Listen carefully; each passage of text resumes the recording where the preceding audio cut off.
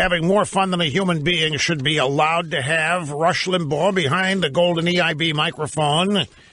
The Excellence in Broadcasting Network. Now back to the phones. This is Jeffrey, Quincy, Illinois. Glad you waited, sir. You're on Open Line Friday. Hi. Hey, thank you, Rush, and happy birthday to you. I would like to say that regarding the Democrats and the general Democrat person out in the United States, most of them, or actually many, many more, are not in favor of chain migration. They're not in favor of anchor babies. And what I would do if I were in Trump's shoes, I would ask each of the 213 members, Democrat members in the House of Representatives, to go on record and say, yes, I want chain migration. Why do you think they're opposed to it, the Democrats? It's just not popular. It's not, it's Dick Durbin wants it. And since when do they care about that? None of what they want to do is popular. That's the point. Well, Rush, what I would do is I would make those, everything's about getting votes and everything's about winning elections. I would say I only got 70 calls over the weekend of reps who wanted chain migration, so we're not going to do it. I would say if you want it, then you go on record, and I'll tell you what, that along with tax cuts, it'd be a hell of a referendum to run on in the midterms. I don't think the Republicans could lose a seat if it was about chain migration and tax cuts. Well, okay, I'm going to have to think about this because I grab audio soundbite number 5 again. This is Senator Durbin, Democrat from Illinois. In fact, before number 5, let's see, grab soundbite number 6. Some of you in this audience, particularly if you are millennials, or if you're older than millennials and you've only recently started paying attention to all this, I want to take you back 13 years ago, 12 and a half years ago. This is June 14th, 2005. George W. Bush had just started a second term. And Dick Durbin, senator from Illinois, and he made a floor speech on the Senate floor. It was about what's going on at Guantanamo Bay and things that we had learned about the prison at Abu Ghraib in Afghanistan and Iraq. And I want you to listen to how this guy, this Democrat senator, now I've mentioned the Democrats beginning in 2005 onward did their best to undermine the war in Iraq and the war on terror. They did everything they could to undermine the American military. They were accusing the American military of being rapists, of terrorizing women and children. John Kerry did that. A guy named John Murtha, who's now dead, from Pennsylvania. The Democrats were on the warpath. And the things they were saying about American military officials, uniformed military personnel, pale in comparison to what Trump said yesterday.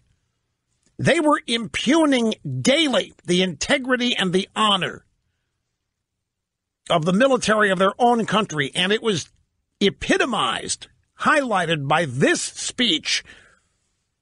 We have 31 seconds of it from Dick Durbin. If I read this to you and didn't tell you that it was an FBI agent describing what Americans had done to prisoners in their control, you would most certainly believe this must have happened by Nazis, Soviets in their gulags, or some mad regime, Pol Pot or others, that had no concern for human beings. Sadly, that's not the case.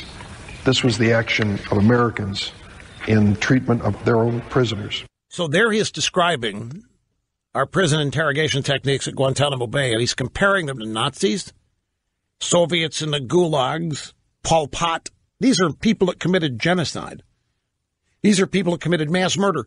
A Democrat Senator Dick Durbin is comparing the American military and the people at Guantanamo running that prison to that kind of behavior. That's the kind of stuff. Those are the kind of words that really, really offend me. And so it was Dick Durbin today. He was in the White House yesterday for this meeting where they attempted to roll Trump on the DACA deal. So he leaves, he flies back to Illinois because it's Martin Luther King weekend, so I guess a congressional recess. And he was on TV from Chicago today.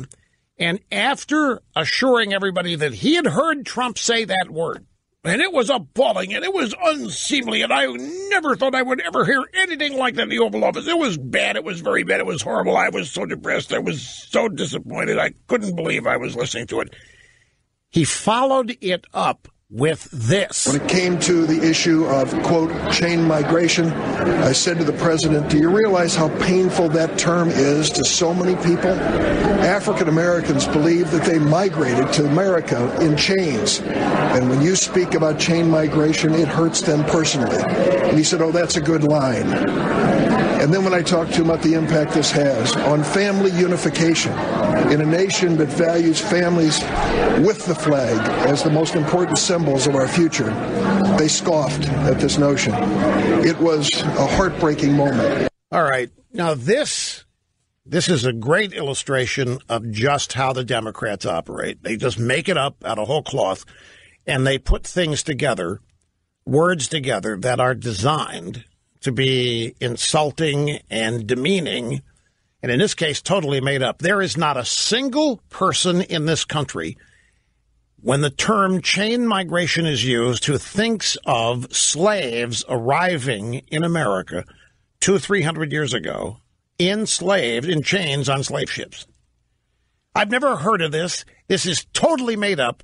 There isn't, and to try to say that whenever anybody uses the term chain migration, that African Americans cower in fear and huddle in their corners and get worried and frightened over who's coming for them is just absolutely insulting and ridiculous.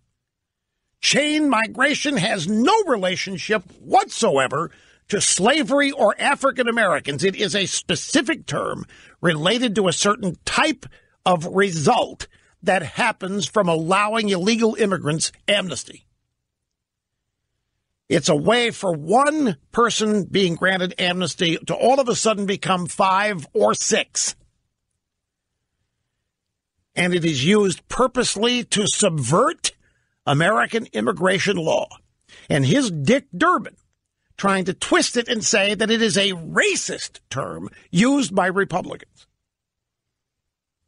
This is who they are. This is how they operate. And I will guarantee you the fact that he's willing to make this up and try to pass this off should tell anybody and everybody what they think this situation, the use of that word by Trump really is. It's nothing more than an opportunity to get rid of him, the latest, greatest opportunity to get rid of Trump or to vault themselves to the House control, Senate control 2018.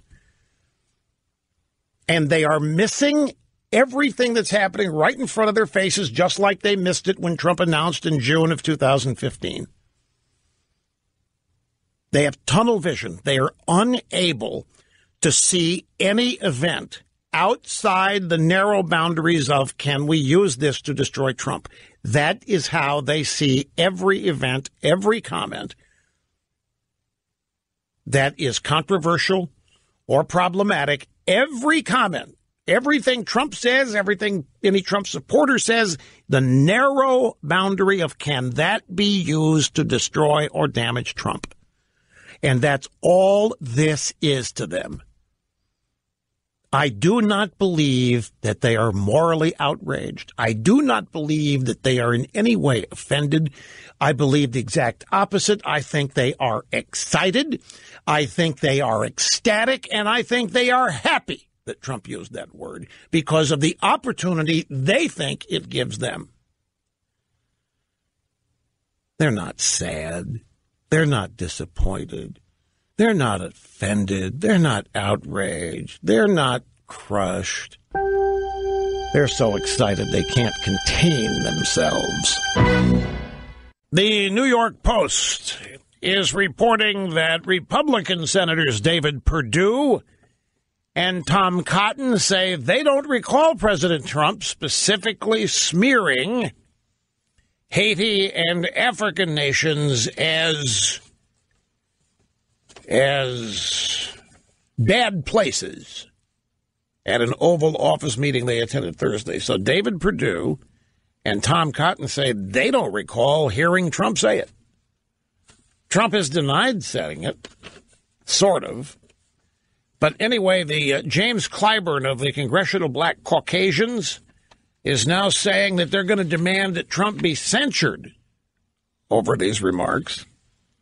Are you kidding me? Clyburn censured? Speech police phonies. You know, I tell you, the hypocrisy and the moral arrogance, the superiority of these people. I've been around these people when they're cutting loose. I so worn out with these people presenting themselves as somehow the model of propriety and perfection when it comes to all things political. And then the judgmentalism that they dare to sit in whenever some of their so-called codes are violated. And then along with it, as always, is the presumption that everybody in America is as outraged as they are, which we happen to know is not the case. It never is.